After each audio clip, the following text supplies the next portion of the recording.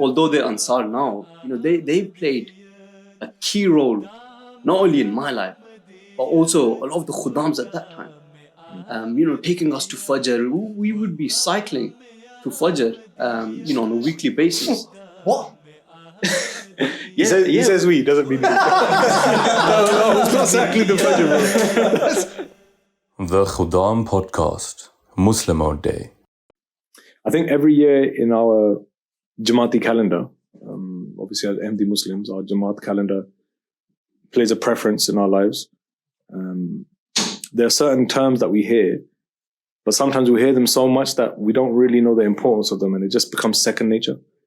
And like, for example, Jalsa Yawm Musleh Maud. Yeah? We're talking about Musleh Maud prophecy in this discussion today, but Yawm Musleh Maud is something we hear so often. But I think that we hear it so often that we don't really know the importance of it. And people who are from the West, especially our youth, our Khuddam, they don't really know how to relate to it. So I thought that's where we would start this discussion.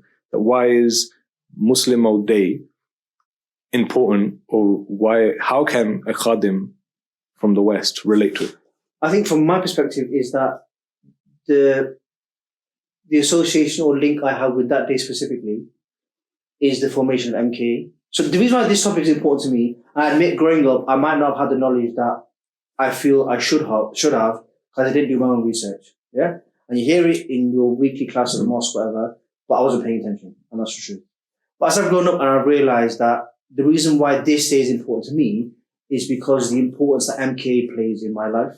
So MKA was formed in 1938, and it's had such a massive impact on my life on a daily basis, on a weekly basis, that it's helped me overcome a lot of challenges through my life as a young British Muslim. But I guess the core of what you're saying is that it's important because Hazrat Musleh Maud established MKA. Yeah. And through that blessing, through this scheme, now so many of us are involved in certain things. Yeah, so that has been a fundamental part of my life. And like 3 ways it's helped me, and sometimes I think we forget how blessed we are to have such a scheme, is if you look at the world we live in, so here, as across the world, you've got this Soho club or membership house thing, yeah?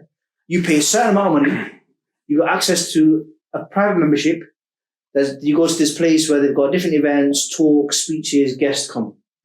You got one in London, you got some across the world, and wherever you go across the world, you can get access to those places. So you feel like you're part of something. Yeah? You feel like you're part of a community. We're lucky in MK that you don't have to pay a membership to feel like you're part of something. Wherever you go across the world, there's an establishment there which you can walk in. In essence, it is a private member club. You walk in and there's people there who have got your back and you're on the same wavelength. That's one thing. That's having that community feel and spirit. The second way MK has helped me is with my mental health, and I'll tell you the reason why.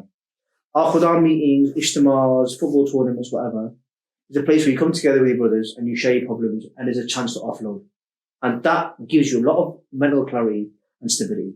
And finally, your physical health, which we all try and stay as fit as we can. You got your football tournaments, you got your sports Ijtimars.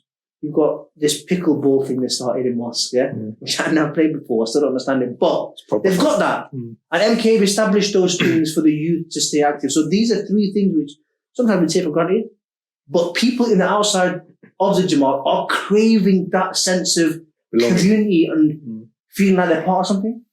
Yeah, I can definitely relate to that. Swanbai, growing up in Tooting, because, you were also there. I thought our seniors that are now Ansar, they played a key role in our upbringing. A lot of us youngsters, to be honest, we really didn't have any plans on what sort of direction we want to go to. And a lot of the guys at that time, they were doing their own thing, to be honest. And at times, you'd look at them and you'd think to yourself, this guy's going in the wrong direction. But a lot of those senior members, although they're Ansar now, they played a key role, not only in my life, but also a lot of the Khuddams at that time. Taking us to Fajr. We would be cycling to Fajr, on a weekly basis. What? He says we, doesn't mean me. No, it's not cycling to Fajr, bro. Obviously, you can tell it's not cycling to Fajr. Sorry. Cycling to Fajr how old? So I was about, I think, 14, 15. And we would from Tooting, we would cycle to Fazal at that time.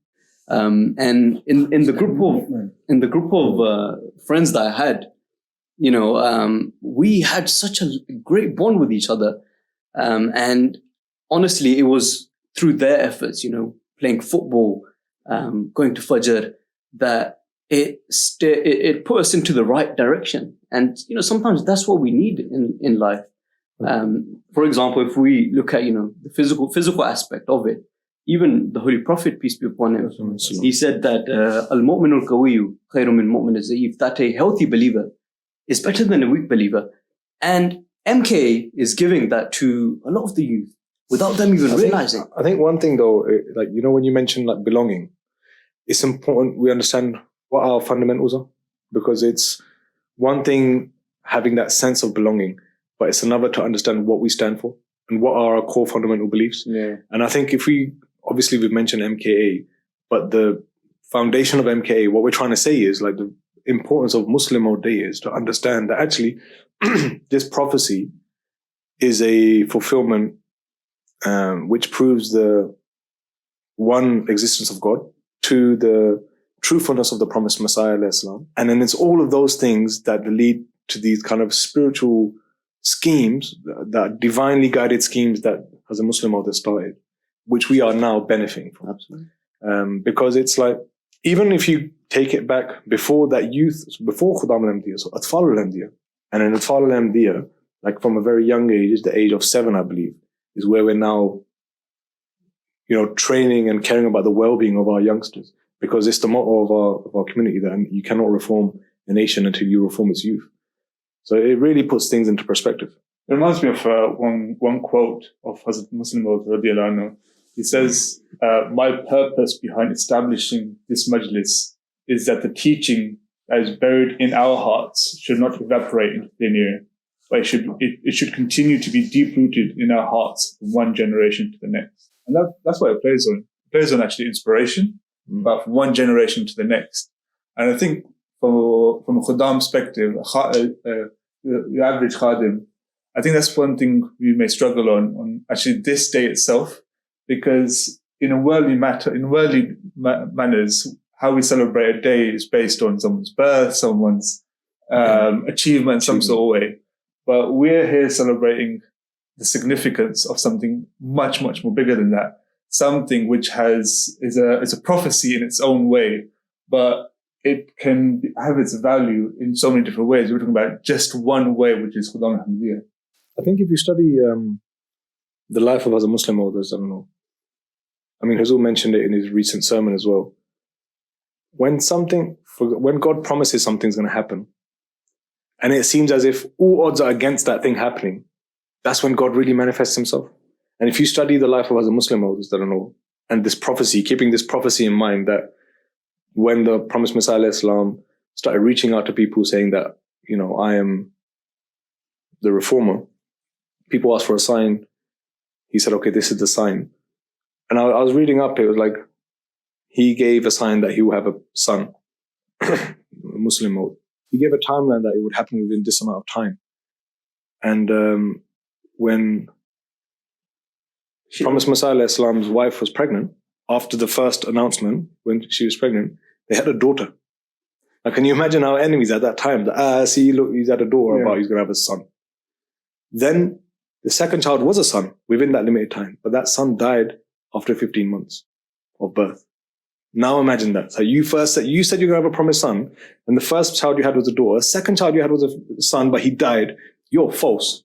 Can you imagine the enmity you had to face? This is what I'm saying, that when all odds are against something, it seems as if from a worldly point of view it's not going to happen, but God's promised it will happen. It's when God shows his strength. And it's a real sign of someone's truthfulness, that against all odds, the whole world is against you, but when God's with you, it doesn't matter. Absolutely. And just adding to that as well, Hazrat Musleh Maud, he himself writes about his young self, and he says that he was physically very unhealthy. He was very weak. And even Hazur mentioned in today's Friday sermon that he himself said that his studies were not even up to the primary school standard. But as you mentioned that, this is how Allah Ta'ala, how he fulfills his promises, that when the time came, he was elected as the Khalifa at the age of 25. Even like just going back to MKA, I always wonder, it's amazing. In the world that we live in now, everyone's thinking about themselves. Everyone's going 100 miles per hour and they're just thinking about themselves. And there's this one divinely established youth organization in which it's not thinking about yourself. Yeah, of course it is thinking about yourself in terms of reformation, but it's also, like you mentioned in that quote, that what you've learned and what you've benefited and this relationship with God ultimately that you formed and you serving God's creation, it goes from generation to generation. Don't just hold this gold. It's not like we're not greedy, we found gold and we're just keeping it to ourselves. It's like, no, now share it. Give your knowledge, wealth to everyone so that the world can benefit from the true teaching of Islam. It's amazing because there's no other commitment. So there is actually no other moral code of conduct or book of rules that teaches you to put others before you. For as long as I was in school, it was always go do your best, go and strive, go and achieve, go and become the best version of yourself. It was never be good, but there might be someone else who needs help. Yeah. So put them before you. And it's only religion that teaches that. And if you ask anyone, actually, where does that teaching of putting others before you come from? And they'll always say, Prophet taught it, or British values, right? Yeah, or I learned it at church, whatever. Yeah. Religion is the only thing that teaches you to put others before you, and it's such an important compound of MKA. And in the pledge we say we'll sacrifice our life, time, wealth, and honor for the sake of our faith, country, and nation. But what you said, I think, in the beginning is really important, is that we have to educate ourselves. Because that's what I'm saying, this prophecy is such a huge prophecy. But if we don't educate ourselves, it will just go in the diary as any other day. Yeah. But this is what I'm saying. It's part of being accepted or feeling like you're part of something. It's also then your duty to update yourself with all of the information. Yeah. The foundation of what you stand for. Because we're not puppets, or we're not parrots. We just memorize things and now it's time to read it. We just read it. There has to be purpose behind all these things. But I also think that we take for granted the facilities that we have. We take for granted the food we had before this. Yeah. Before this podcast. Yeah. In every organization or any other place that I've been to where they've had food, they'll ask for a contribution or a donation, or on the way out, they'll give you a little pot to put money in.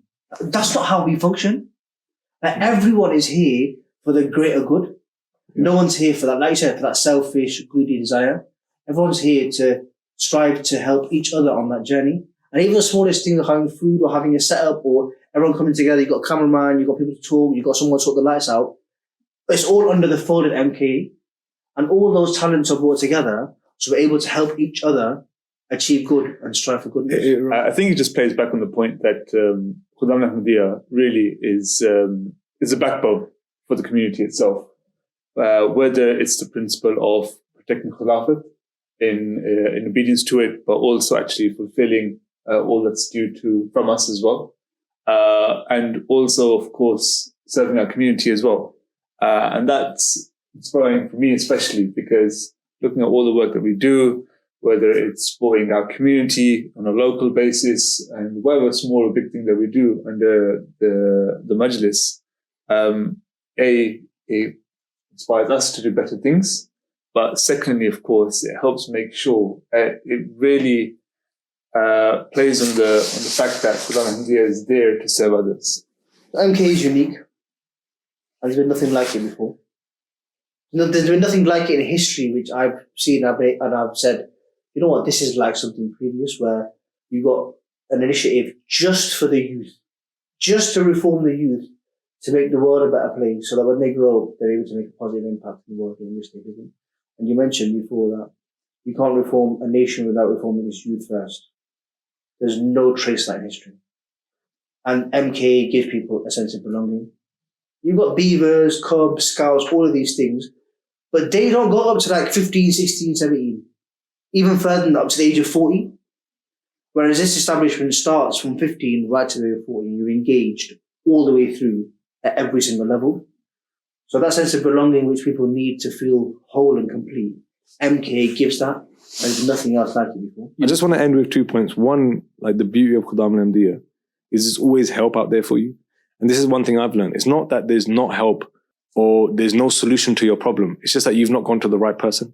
And I think the beauty of a community, of a youth organization, is that there's different members from different walks of life who are standing for the same purpose.